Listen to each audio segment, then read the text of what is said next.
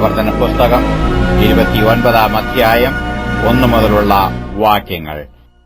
മോശെ എല്ലാ ഇസ്രയേലിനെയും വിളിച്ചുകൂട്ടി പറഞ്ഞത് എന്തെന്നാൽ, യഹോവ മിസ്രയീം ദേശത്ത് വെച്ച് നിങ്ങൾ കാൺക ഫറവോനോടും അവന്റെ സകല ഭൃത്യന്മാരോടും അവന്റെ സർവ്വദേശത്തോടും ചെയ്തതൊക്കെ നിങ്ങൾ കണ്ടുവല്ലോ. നിങ്ങൾ കണ്ണാലെ കണ്ട വലിയ പരീക്ഷകളും അടയാളങ്ങളും മഹാത്ഭുതങ്ങളും തന്നെ. എങ്കിലും തിരിച്ചറിയുന്ന ഹൃദയവും കാണുന്ന കണ്ണും കേൾക്കുന്ന ചെവിയും യഹോവ നിങ്ങൾക്ക് ഇന്നുവരെയും തന്നിട്ടില്ല. ഞാൻ 40 സംവത്സരം നിങ്ങളെ മരുഭൂമിയിൽ നടത്തി. നിങ്ങൾ ഉടുത്തിരുന്ന വസ്ത്രം ജീർണിച്ചിട്ടില്ല, കാലിലെ ചെരുപ്പ് പഴകിയിട്ടുമില്ല. യഹോവയായ ഞാൻ നിങ്ങളുടെ ദൈവം എന്ന് നിങ്ങൾ അറിയേണ്ടതിന് നിങ്ങൾ അപ്പം തിന്നിട്ടില്ല, വീഞ്ഞും മദ്യവും കുടിച്ചിട്ടുമില്ല.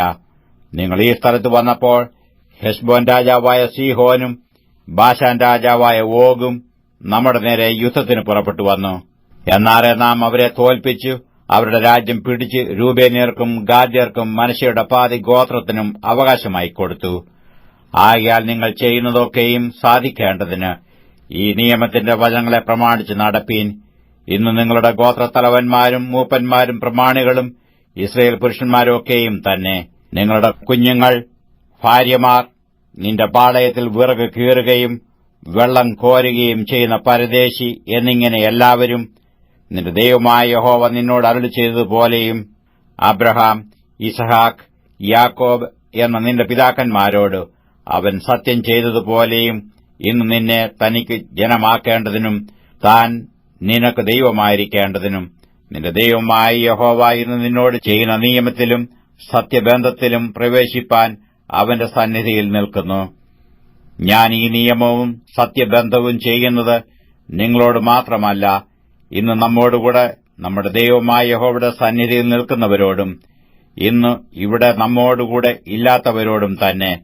നാം മിസ്രയീം ദേശത്ത് എങ്ങനെ പാർത്തുവെന്നും നിങ്ങൾ കടന്നുപോകുന്ന ജാതികളുടെ നടുവിൽ കൂടി എങ്ങനെ കടന്നുവെന്നും നിങ്ങൾ അറിയുന്നുവല്ലോ. അവരുടെ മ്ലേച്ഛതകളും അവരുടെ ഇടയിൽ മരവും കല്ലും വെള്ളിയും പൊന്നും കൊണ്ടുള്ള വിഗ്രഹങ്ങളും നിങ്ങൾ കണ്ടിട്ടുണ്ട്.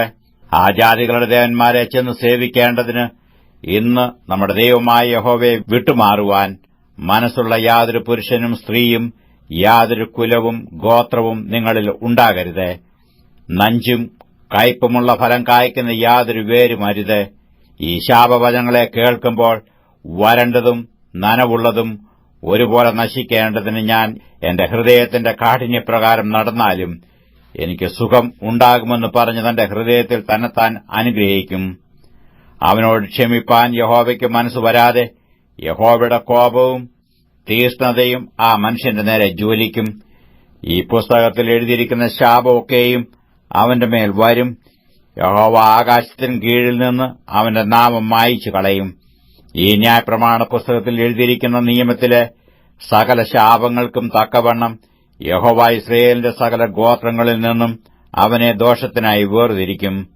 നിങ്ങളുടെ ശേഷം ഉണ്ടാകുന്ന തലമുറയായ നിങ്ങളുടെ മക്കളും ദൂരദേശത്ത് നിന്ന് വരുന്ന അന്യനും ദേശത്തിലെ ബാധകളും യഹോവ അവിടെ വരുത്തിയ രോഗങ്ങളും യഹോവ തന്റെ കോപത്തിലും ക്രോധത്തിലും സോദോം, ഗോമോര, അദമ, സെബോയീം എന്നീ പട്ടണങ്ങളെ മറിച്ചു കളഞ്ഞതുപോലെ വിതയും വിളവും ഇല്ലാതെയും പുല്ലുപോലും മുളയ്ക്കാതെയും ഗന്ധകവും ഉപ്പും കത്തിയിരിക്കുന്ന ദേശമൊക്കെയും കാണുമ്പോൾ യഹോവ ഈ ദേശത്തോട് ഇങ്ങനെ ചെയ്തതെന്ത്?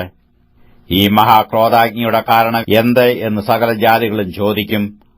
അതിനുണ്ടാകുന്ന മറുപടി എന്തെന്നാൽ, അവരുടെ പിതാക്കന്മാരുടെ ദൈവമായ യഹോവ അവരെ മിസ്രയീം ദേശത്തു നിന്ന് പുറപ്പെടുവിച്ചപ്പോൾ അവരോട് ചെയ്തിരുന്ന നിയമം അവർ ഉപേക്ഷിച്ചു. തങ്ങൾ അറിയുകയോ തങ്ങൾക്ക് നിയമിച്ചു കിട്ടുകയോ ചെയ്തിട്ടില്ലാത്ത അന്യദൈവങ്ങളെ അവർ ചെന്ന് സേവിക്കുകയും നമസ്കരിക്കുകയും ചെയ്തു. അതുകൊണ്ട് ഈ പുസ്തകത്തിൽ എഴുതിയിരിക്കുന്ന ശാപമൊക്കെയും ഈ ദേശത്തിന്മേൽ വരുത്തുവാൻ തക്കവണ്ണം യഹോവയുടെ കോപം അതിനു നേരെ ജ്വലിച്ചു. യഹോവ കോപത്തോടും ക്രോധത്തോടും വലിയ വെറുപ്പോടും കൂടി അവരെ അവരുടെ ദേശത്ത് നിന്ന് പറിച്ചു കളയും. ഇന്നുള്ളതുപോലെ അവരെ മറ്റൊരു ദേശത്തേക്ക് തള്ളിവിടുകയും ചെയ്തു. മറഞ്ഞിരിക്കുന്ന കാര്യങ്ങൾ നമ്മുടെ ദൈവമായ യഹോവയ്ക്കുള്ളവയത്രേ.